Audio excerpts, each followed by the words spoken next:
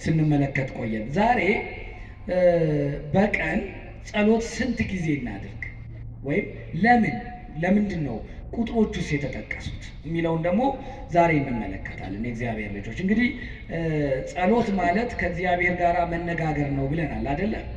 ከእግዚአብሔር ጋር ልንነጋገር ከሆነ በእግዚአብሔር ፊት ቆመን እግዚአብሔርን ልንለምን እግዚአብሔርን ልንጠይቅ ከሆነ እግዚአብሔር የሥርዓት አምላክ ነውና ሥርዓትን መሰረት አድርገን ደግሞ ከእግዚአብሔር ፊት በተለየ ለእግዚአብሔር የተለየ ሰዓት ሰጥተን ስንት ጊዜ በፊቱ እንቁም የሚለውን እንነጋገራለን።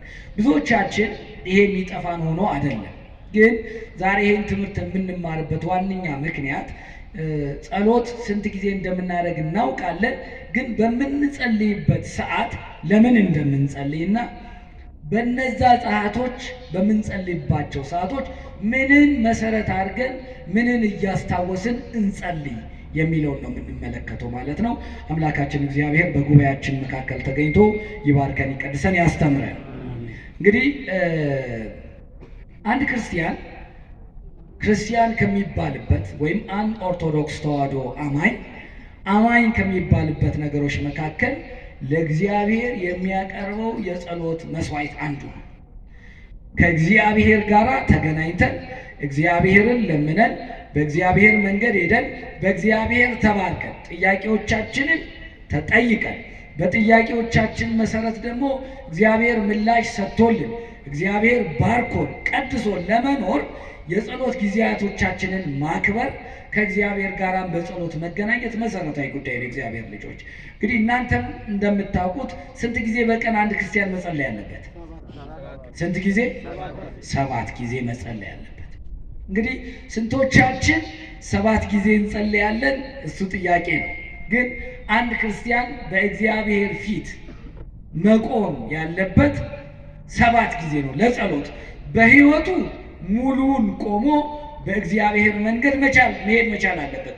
ጸሎት ብሂል ተናግሮም ስለ እግዚአብሔር ነውና ከእግዚአብሔር ጋር ግን ለመነጋገር በእግዚአብሔር ፊት አንድ ክርስቲያን መቆም ያለበት 7 ጊዜ ነው። ይህንን ከምን መጣ? ከየት አምጥተህ ነው? 7 ለምን 8 አልሆነ? ለምን 6 ጊዜ አላደረግነውም ቢሉ ቤተ ክርስቲያን መጽሐፍ ቅዱሳዊ መሰረት ያላት ስለሆነች መጽሐፍ ቅዱስን መሰረት አድርጋ ታሪኮችን ታስቀምጣለች። ከመጽሐፍ ቅዱስ መሰረት አድርገው ደግሞ ሊቃውንተ ቤተ ክርስቲያን ደግሞ እንደየ ሁኔታው ትርጓሜን ያስቀምጣሉ። መነሻ የሚያደርጉት መዝሙረኛው ቅዱስ ዳዊትን ስለ 7 ጊዜ ጸሎት። ለምንድን ነው መዝሙረኛው ቅዱስ ዳዊትን መሰረት የሚያደርጉት ቢባል ዳዊት ልበ እግዚአብሔር ወይም የእግዚአብሔር ልብ እስኪባል ድረስ ለእግዚአብሔር የቀረበ ምርጥ የተባለ ነው። የእግዚአብሔር መንገድ የተከተለ ነው። እግዚአብሔር አምላክ ራሱ እኔ የአብርሃም የይስሐቅ የያዕቆብ አምላክ ነኝ እንደሚል ሁሉ እኔ የዳዊት አምላክ ነኝ ብሎ ራሱን በዳዊት ልጅነት ውስጥ ከቶ ይጠራል። የዳዊት አምላክ ተብሎ ይጠራል። በኋላም ዘመን ደግሞ የዳዊት ልጅ ተብሎ ተጠርቷል። ዳዊት ለእግዚአብሔር የተለየ ነበር። ለእግዚአብሔር የተለየ የሆነው አንደኛው ጉዳዩ ጸሎቱ፣ እግዚአብሔርን በጸሎት የሚጠይቅ በእግዚአብሔር ፊት ደጋግሞ ጸሎትን የሚያደርግ እግዚአብሔርም ልመናውን የሚሰማው አባት ነው። ይህን አባት መሰረት አድርገን በኋላ ሌሎች ምሳሌዎችን እንጠቅሳለን፣ ግን ይህን አባት መሰረት እናደርጋለን። መዝሙረኛው በመዝሙር 118 ምዕራፍ ላይ ከቁጥር 164 ላይ እንዲህ የሚል ኃይለ ቃልን ይናገራል። ስለ እውነት ፍርድህ አለ፣ ስለ እግዚአብሔር ስለ እውነተኛ ፍርድህ 7 ጊዜ በቀን አመሰግንሃለሁ። እግዚአብሔር እንደምታውቁት ፈታሔ በጽድቅ ነው። እግዚአብሔር የእውነት ፈራጅ ነው። ፍትህ በፊቱ ያለለት አምላክ ነው። በእግዚአብሔር ፊት ጸሎት ሊያደርግ ዳዊት ሲነሳ ስንት ጊዜ ጸልያለሁ አለ? 7 ጊዜ። ከቃሉ ጋር ናችሁ? ከቃሉ ጋር ናችሁ? ወደ ቃሉ።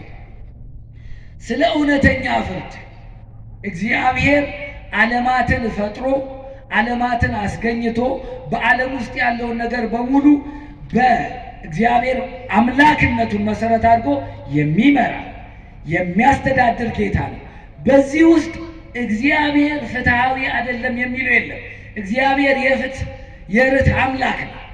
ይህንን የፍትህ የርትዕ አምላክ እግዚአብሔርን በቀን 7 ጊዜ አመሰግናለሁ አለ። እንደምታውቁት እግዚአብሔር ለጻድቁ ፀሐይ ያወጣል፣ ለኃጥኡም ያወጣል። እግዚአብሔር ኃጥኡንም ይመግባል፣ ጻድቁንም ይመግባል። ቸር ነው፣ ይቅር ባይ ነው።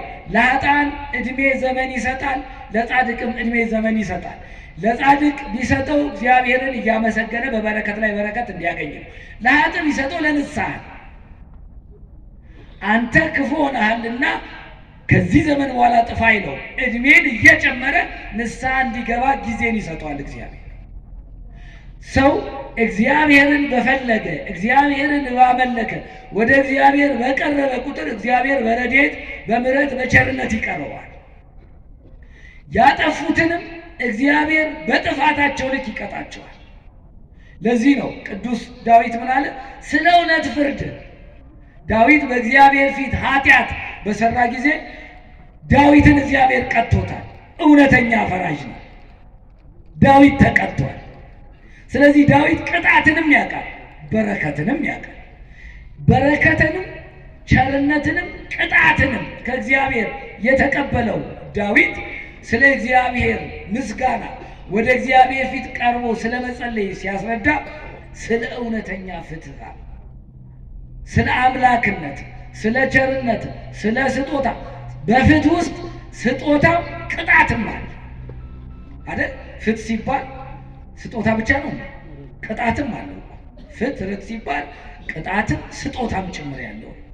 ስለዚህ ስለ ቅጣትህ፣ ስለ ስጦታ፣ ስለ ፍርድህም፣ ስለ ቸርነትህ፣ ስለ ምሕረትህ፣ ስለ ቁጣ፣ ስለ ሁሉም ነገር አንተ ትክክለኛ ጌታ ስለሆንክ እኔ ባሪያ በቀን 7 ጊዜ ቆሜ አመሰግናለሁ አለ።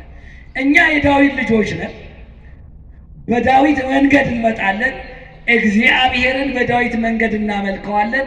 እግዚአብሔርን ዳዊት እግዚአብሔርን ባመለከው መንገድ ቆመን ስናመልክ እግዚአብሔር ይቀበለናል። ምክንያቱም የዳዊትን ጸሎት እግዚአብሔር ተቀብሏል። የዳዊትን መሰረት አድርገን ዳዊት የተናገረውን መሰረት አድርገን እንዲህ እንላለን፣ በቀን 7 ጊዜ አመሰግናለሁ አለ ዳዊት። እግዚአብሔርን በፊቱ 7 ጊዜ ልንቆም ልንጸልይ ይገባል።